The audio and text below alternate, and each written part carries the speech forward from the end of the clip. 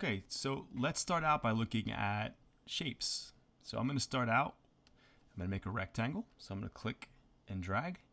So I made a shape. Each shape consists of a fill and a stroke.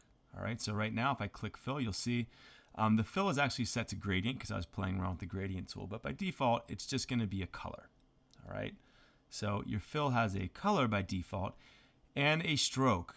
Right now my stroke is set to none. So for us, you can kind of pick a color if you want, or you can have none. We'll go back and forth, but we do want to have some outline in our fish, and we'll talk about that a little bit later. All right, and then the last part of your shape is going to be this guy, and it is the profile of your shape, but we're going to talk about that a little bit later. All right, so when you make a shape, there's a few things that you want to be able to do.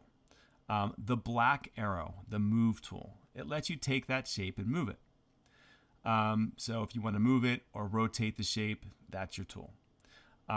If you want to modify the shape itself, like I want to get in here and kind of skew it, or I want to drag these individual points around, it's important that you come up here and you hit convert to curves.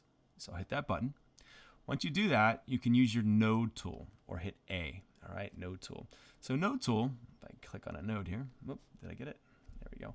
Lets you select an individual node or anchor point, and it lets you drag or move them in space. All right, so you can make interesting shapes. We do not want our fish to be all corners, all sharp corners. It wouldn't look good. You also don't want it to just be all curves. It wouldn't look good either, right? So you need a combination. So how do we do that? You can take these individual anchor points, and if you look at your tool option, you'll see convert. So I'll go to convert, and I'll convert this corner into a curve. And I can also take it back again. All right, so you can go at any point in time and take a corner or a curve, and you can convert them. There are other options up here. We're not going to use them. You're more than welcome to kind of see what they do. They're pretty self-explanatory. If you hover over a tool, it shows you what it does. And maybe we'll take a look at some of these a little bit later. But for now, convert, we want to have corners and we want to have curves. Now here's the important one. This is what gets people a little confused, but you really need to be able to do this. So when you have these curves, you have these two handles, all right? And they go in tangent. They go with one another.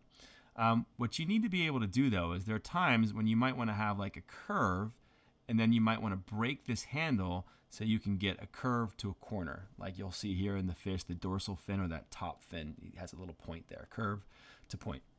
So to do that, you got to know the modifier Alt. All right, so if you hold down Alt, you can click on this handle and you can break it.